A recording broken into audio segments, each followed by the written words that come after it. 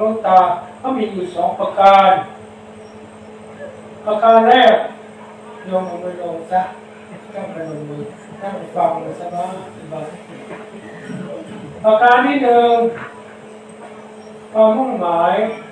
อยากให้ญาติโยมรู้จักการทำบุญให้ทานรักษาศีลภาวนา3 ข้อทานก็คือการสละสิ่งของของตนแก่คนที่ไม่ได้ปันพรุ่งนี้เช้าก็ทำบุญให้ทานใส่บาตรพระธุดงค์หวังว่ามากันทุกคนบางทีก็จะมากกว่านี้วันนี้หลวงตาจะนับไว้ถ้าใครไม่มาก็เอาใบแดงให้เลยถ้าใครไม่มาพรุ่งนี้นับไว้ได้ตรงนี้การให้ทานเป็นการสละสิ่งของของตนแก่คนที่ควรได้ปันอนุเคราะห์สงเคราะห์กันมีความเมตตากรุณายิ่งให้ก็ยิ่งมียิ่งตนีก็ยิ่งจนแต่บางคนไม่เคยให้ทานแต่เห็นเพื่อนมาเหมือนวันนี้เดินมาตามถนนบางคนถือน้ำมาถือขนมนมเนยนับคณะมายืนรอหลวงตาดอกไม้ทูบเทียนบางคนก็เอาข้าวสารมาถวายก็มีแต่ว่าหลวงตาคิดว่าหลวงตากินข้าวสารไม่ได้เลยไม่เล่นก่อนไม่หนังก่อนกินไม่ได้คิดว่าผมก็คิดว่าหลวงตาจะกินข้าวสารใส่ข้าวสารไม่เอายกมาถวายแต่หลวงตาคิดว่าโยมเอ้ยหลวงตาฉันยังไม่ได้ฉันจะไม่สุขนะก็รับไปว่าบางคนไม่เคยให้ทานเห็นเพื่อนถือน้ำมาถือมากับเพื่อนพอมาถึงแล้วก็ตั้งไว้ตรงหน้าถือของมาแล้วถือยารักษาโรคมา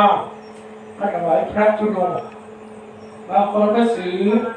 พลาสเตอร์มาถวายลูกตาเท้าแก่เท้าคอก็ถือพลาสเตอร์มาถวายแต่ไม่รู้จักการให้มาถึงแล้วก็วางไว้ตรงหน้านั่นแหละเจ้าหน้าที่หน่วยกู้ภัยมาถึงบอกว่ายกป้ายกของไว้หลวงตามาถึงแล้วท่านจะได้รับเอาโอเคให้ท่านนะพอยกไว้ปั๊บหลวงตามาถึงปั๊บวางยกกล่องพลาสเตอร์ไว้นะอันนี้เป็นกล่องพลาสเตอร์สมมติยกไปลงมายกไว้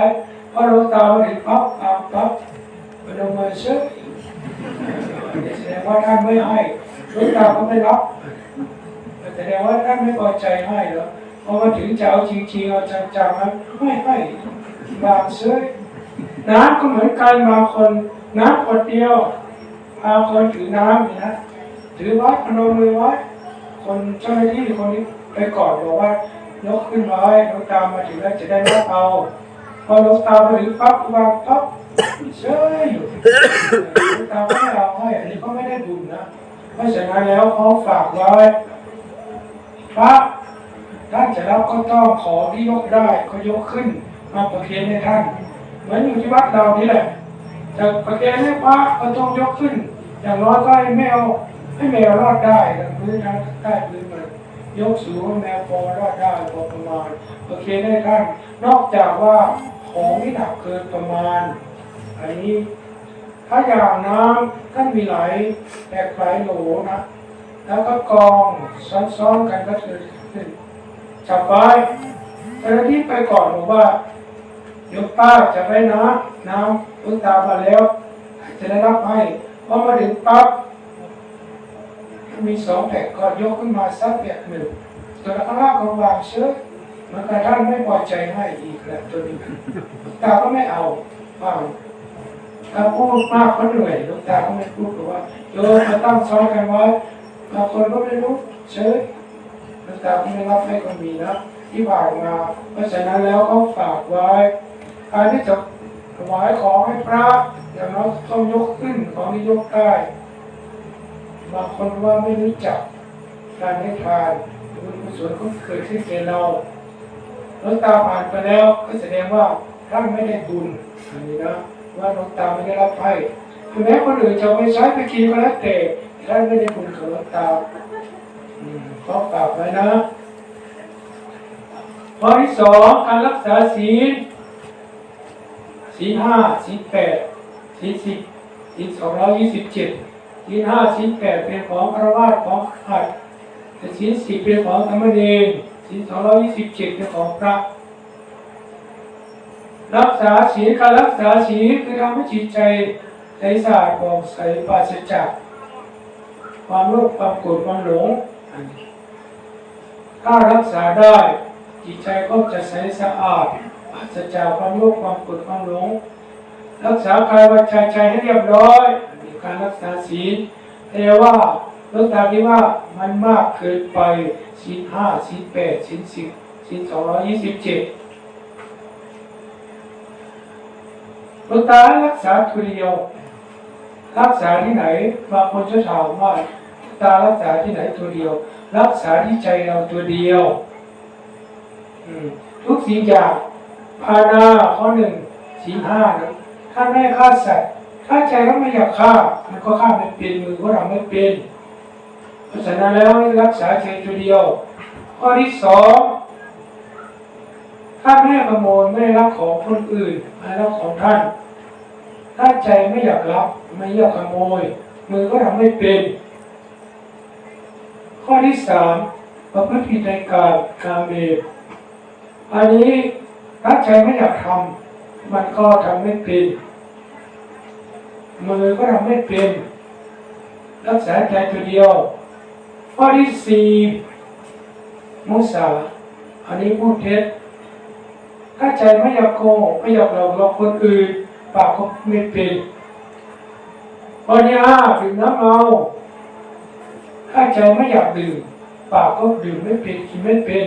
เพราะฉะนั้นแล้วขอฝากไว้ให้รักษาใจตัวเดียวมันจะไม่ยากมันโยมแม่เนาะรักษาหลายตัวมันยากรักษาตัวเดียวนี่แหละเวลามีพุทธวาสิทธิ์บัญญัติไว้มโนปุพพาเข้ามาทันมามโนเสียกามโนวัฏยาทำทั้งหลายมีใจถึงก่อนมีใจเป็นใหญ่สำเร็จด้วยใจเพราะฉะนั้นแล้ว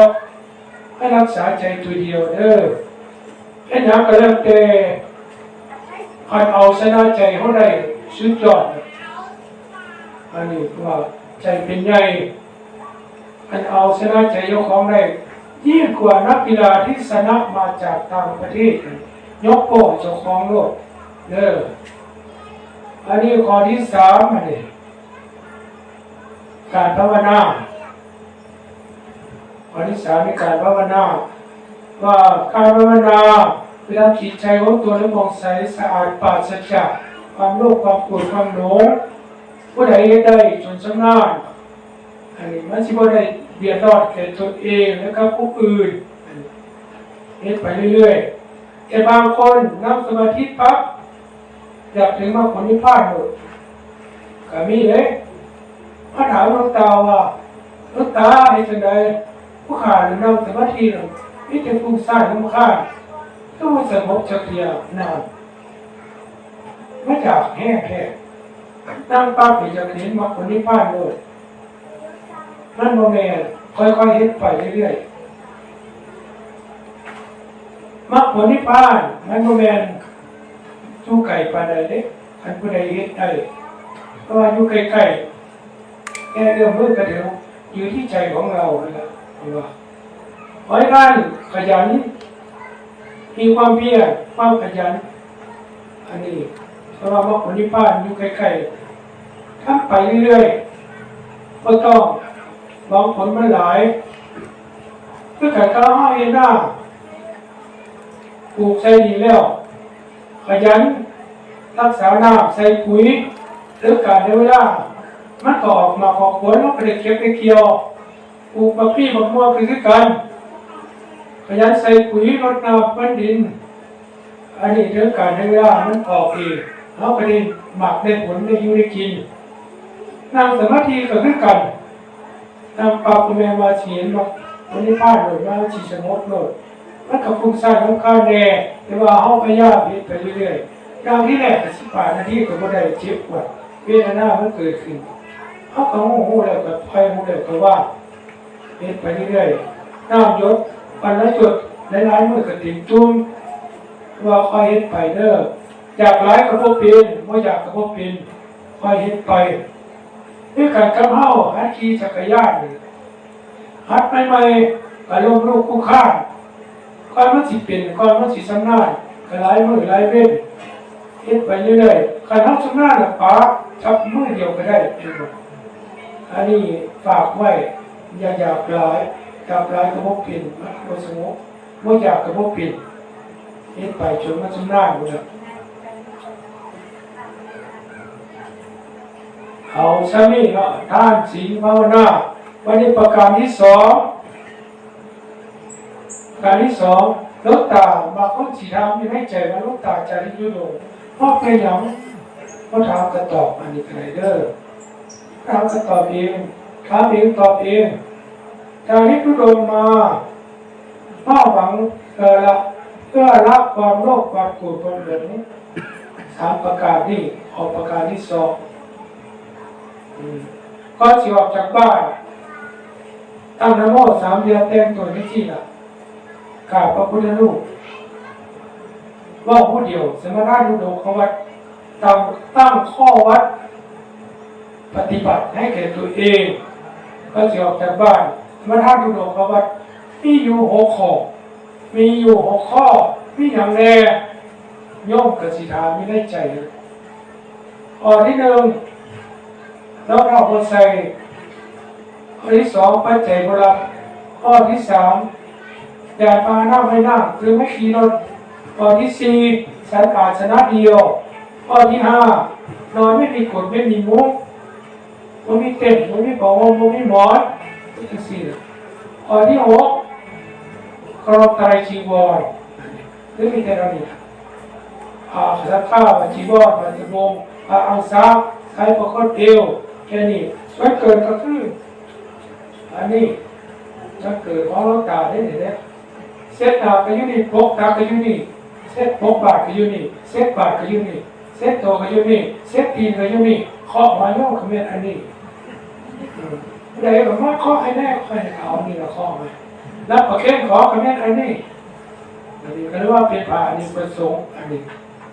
ใช้ได้สารพัดตอนนี้เราเป็นอย่างว่าใส่รองเท้ามูมันคือใส่รองเท้ายางรถหลงมาเป็น1,000 กิโล2,000 กิโลผู้ว่าใส่ผู้เจ็บทีมบ่น้องตาคิดว่าตาเกิดมาบริเวณรองเท้ามากน้องตาเกิดว่ายามตีเป่ามาเนาะแม่เนาะมาแต่ตัวเป่าแค่ผ่ามาพอดแน่ก็เข้าไปหลงสมมติบาล้อเข้าแต่ล้อเข้าสอดเข้าทั้งล้อเข้าไปนี่มดสารพัดเดี๋ยวว่าล้อเข้าหลงพักให้หลงง่ายอยู่เนี่ยไปทางไหนก็แบบไปพายไปก็มีเอาคนมานี่ก็ญาติมูลักถอดไปทางไหนก็ญาติมูเอาไปเสียบไปก็มีแน่นบ่ล่ะได้มาแล้วก็เป็นทุกข์บ่เอาขึ้นรถตาบ่มีขึ้นรถตาสบายไปทางใดก็บ่ได้เสียงบ่ได้เอาญาติผู้ชายญาติผู้อื่นเอาไปย่างตัวเป่าไปโลดย่างได้100 กิโล1,000 กิโล2,000 กิโลก็มีผู้ใส่รองเท้ามันย่างแข็งบ่แม่เลยสิมาแข็งไปบ่ยังแม่ยังพอย่างแข็งรองเท้าบ่2,000 กิโลย่างไปเบิ่งนี่ย่างมาถึงนครพนมสิขึ้นไปฮอดเชียงรายอำเภอแม่สายพุ่นจะสิย่างกลับนครพนมจักกิโลพุ่นแล้วแล้วบ่แม่น2,000 กิโลไอ้สิมาย่างนำมาล็อกรู้ให้หามื้อถอดรองเท้าย่างใส่กันรถกินเปิ้งใส่กันรถมาผู้ใดสิมาแข่งเอามือเนื่องกันชิวจับเลยลูกตาชิพยายามเอามันยามแค่กันรถถอดรองเท้าใส่กันเอามาเกี่ยวรอบนี่รถรถเต็มแนวนี่รถเท้ากันย่างรถนะ ย่างตามแล้วลูกตาเนี่ยการฮอดหามือการว่าผิดไปได้ลูกตาว่ามันหลงสมมติก็เลยว่าใส่ซารองเท้าตามตีเปลวก็ได้คือกันอันน้องรองเท้าออกมานี่เสียงไว้ดีแล้วบอกออกไปเลยก็เห็นเลยเสียงไม่ดีลูกตาพระเจ้าไทยรักหรอกแต่ป่านนั้นก็ยังไม่ผู้อยากได้ไปนั่งรักใดไปเหยียบรักใดหินห้อยก็ยังเหยียบได้ของลูกตาขันนี้รองเท้าที่น้องมีเองก็เจ้าเหยียบได้หายข้อที่สองปัจจัยมารับเป็นอย่างที่มารับปัจจัยมันเป็นเรื่องอะไรเองนั่นนี่แหละเขาตาไปเห็นเรื่องกันแล้วยกไปเจ้าพระระบายกับเบี้ยพันเบี้ยสองแล้วกันตาสักกับปั้นยังได้เวลาใจเต้นตึ๊บมันยังได้บอกแค่มันตอบว่ามันถามว่ามันจะได้มันจะได้เห็นว่าใจเต้นตึ๊บใช่ไหมเพราะว่าของเคยใส่เนาะพวกนั้นมาถามอีกว่าบางร้านมันจะได้หรือเปล่าจะได้เองหรือเปล่าว่าของมันเคยใส่เมื่อไปนะเขามาปฏิบัติบอกเจ้าของจะไปเอาอะไรถ้าเอาไปเสียสัจจะปัญญาในหลักเกณฑ์ทุกหลายมีหลายเกณฑ์ทุกมีอะไรกันเมื่อแม้พันบุญเงินหลายๆบริยูในประเทศถึงมีนอกแต่มีหลายเห็นว่ามันอยู่ได้ดีครับเอาไปฝากธนาคารเขาก็ตรวจสอบอีกว่าจะใช้ไปหลายเดือนเงินเขาก็หาเอาเป็นคนเขารับชัดอีกเขาก็พอรับเด็กแม่ว่าเขาสิรับง่ายๆเด็กใครเล่าว่าซื้อรถมาซื้อรถพอ10 คัน20 คันไม่มีใครขับไปก็เป็นทุกข์อีกอะไรก็ได้ที่ตกติดไม่มีใครลากไปก็เป็นทุกข์เมื่อก่อนไม่ได้สลายรถเก่ามาเฝ้าโอ้ยการเขามาเชื่อข้ออันนี้ก็เป็นทุกข์อีกก็พ่อเอาเสียดีรถตายนอนกับเพื่อนอย่างหนึ่งสบายแม่บอกไปสายกับเพื่อนไปรับอะไรกับเพื่อนไปไปเล็บเพื่อนครับไปตัวเป่าจริงๆอะไรก็อยากได้เขาหลงสมบูรณ์ก็เลยโยกก็เลยก็โลกอยากได้คือขอญาติโยมถวายมาน้ำชนะน้ำดื่มน้ำกินขนมน้ำเลยน้ำตาแบกไปบ่ก็ได้แบกไปวัดพระข้อพนมเลยใช้รถไปเสียใจใหญ่ไปวันนี้เรามาลงในวัดเท่านี้ก็มีหัวหน้าเป็นรถเดินคนละเจ็บมากเป็นหลายแล้วไปเจ็บโรงเรียนชุดเล็กๆอนามัยโรงพยาบาลสถานีตำรวจเสียที่เนาะอะไรว่าเอาคนอย่างนี่ยังไปแจกใจใหญ่ไปหมดเฮ้ยการรักษาโรคหรือว่าอย่างไรได้มากน้ำเปลือกวันนี้แบง2 ปัดกับแบงน้ำมันเลยแจกมากก็จะเก็บกลับเลยเก็บกลับไว้กับมืออื่นแบบนี้อยากได้เอาไปเรื่อยๆเมื่อเอาไปตัวเป้าด้วยการกับลบไปมีติดปีกับหางแล้วก็ไปอันนี้ว่ามาเพื่อละความโลภความโกรธความหลงเห็นอยากได้หมดอยากอยู่แต่ว่าพอเอาอันนี้เขาก็ลงทุนเขาเห็นว่ามันเป็นของโมเดียมมันเป็นทุกข์เป็นนัตตาอันนี้คือเศร้าคนเดียวได้ข้อที่3รถบุคีเป็นอย่างคือบุคีรถทางยานญาติโยมนิมนต์ไปที่รถเห็นได้รถตามันจิไปด้านนั้นแปลว่าหน้าแหกจริงๆรถถามว่ารถตาจะไปใส่เป็นแปลว่าหน้าแหวมันจิไปได้เอานั่งรถเป็นรถผมแดงระยะทางกับ60 กว่ากิโล50 กว่ากิโลกับพวกไปแล้วก็เจ้าอยู่แต่ว่าเขาตั้งสัจจะไว้แล้วว่ารถสิบขี่รถขี่ก็จะขี่รถทุกบ้านกับรถขี่มานี่สิบขี่รถหรือว่าก็เสียสัจจะห้องรถขี่ยามเอาไม่ยามทำงานละความโลภความโกรธความหลงคิดผ่านคือหมันได้ตัวห้องนี่มันจะเป็นของกูอยู่เลยมันจะเป็นกูอยู่เลยมันละออกซะพอที่หาเนาะน้องมันมีกฎมีมุกอย่างก็ว่ามีกฎมีมุกลูกตาว่าไม่รับไปเลยนะก็สนิทกับเรา ที่คนไม่มุ่งกับนอนกับคือเก่าเลยรับคือเก่าที่มากแจ้งเลยแต่ที่คือมากก็คือเก่าแบบไปนับอีกซ้ำทุกตาไปก็ได้นับกันเลยเนี่ยที่ได้ผ่านี่แหละผู้น้อยกับปากกับอาสักข้าวนี่ขาดแปดขนาดนี้ยกโอกาสของบางคนสิถามว่าตายถามอยู่ในใจยกโอกาสพออยู่บ้านกับการคือการของบุคคลมองกับการคือการว่าญาติเป็นใครมาแล้วเรียกว่าบางคนสิถามในใจทุกตามานอนให้มุงกับเปลี่ยนใครมาแล้วเรียกกันร้าย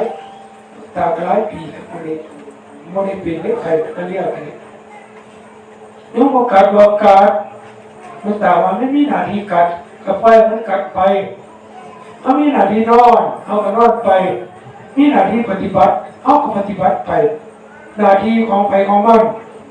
เขามีหน้าที่กินเขาก็กินไปให้เขากินแน่สร้างอารักบารมีขึ้นว่าอันนี้ก็เป็นคนร่างของเขาท่านเลือดชาติหน้าจะเป็นคนโฉบคนร่างเนาะท่าเลือดท่าเนื้อไปใช้ก็คือนกนี่แล้วตาคิดไปจริงเกิดมาบ่ได้ก็ได้แบบคนแบบมุ่งมากเลยมากจุดเก่าคือหลวงตาว่าเนี่ยถ้าเป็นลงมั่นไอ้คิดว่าเขามีสมิกับนอนสมิจะไปคิดน้ำมันเป็นมีเวลาจะผิดอย่างนี้คือเพิ่นมันก็บ่ได้มันก็ผิดทุกข์คือเก่าให้เขาคิดว่าเขามีสมิกับนอนสมิดอกกาเนาะไปนอนคนนอนหนุ่มมันก็เรียกไปคือมากกันเจ้ามากกันซ้ำเก่าตอนที่6ว่าไตรจีวรใช้กันจะไปเมื่อเราไปหลายเอากับในถึงไปข้าผ้าจีวรเขาไม่ได้แบกไปเอาไปหลายกันนะเรียกว่าสามีเรียกว่าเป็นผู้สันโดษมักน้อยไม่ได้มักอยากใหญ่มากอยากใหญ่มันหนักว่าของหนักเนื้อมันละอะไรมันสิก็เลยไม่อยากได้คันรักษาไม่ได้หลวงตาอธิษฐานว่าถ้าข้าพเจ้ารักษาสัจจะนี้ไม่ได้ขอให้มีอันเป็นไป1เห็นอย่างแรกขอให้รถชนไปรถถนนยางไปรถถนนขอให้รถชนรักษาไม่ได้2ขอให้เสือกัด3ขอให้หมากัด4ขอให้งูกัด5ขอให้ตะขาบกัดเจ้าพญาก็ต้องรักษาไปใครรักษาได้บุญกุศลบารมีก็เกิดขึ้นทั้งทางกายทางวาจาทางใจมันก็เกิดขึ้นเพราะฉะนั้นแล้ว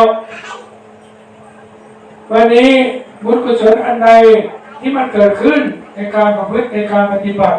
ของหลวงตานี้ทั้งทางกายก็ดีทางวาจาก็ดีทางใจก็ดีขอญาติโยมจงมีส่วนร่วมในบุญกุศลนี้หากเป็นว่าท่านมีทุกข์มีโศกมีโรคมีภัยความน่าบุญกุศลอันนี้จงเป็นทำลายสิ่งเหล่านั้นให้ทุกเราเบาบางลงให้ทุกข์หายโศกหายโรคหายภัยนำพาชีวิตของท่านไปสู่ความเจริญงอกงามในศีลในธรรมในหน้าที่การงานยิ่งขึ้นไปโดยว่ารักกันทุกท่านทุกคนด้วย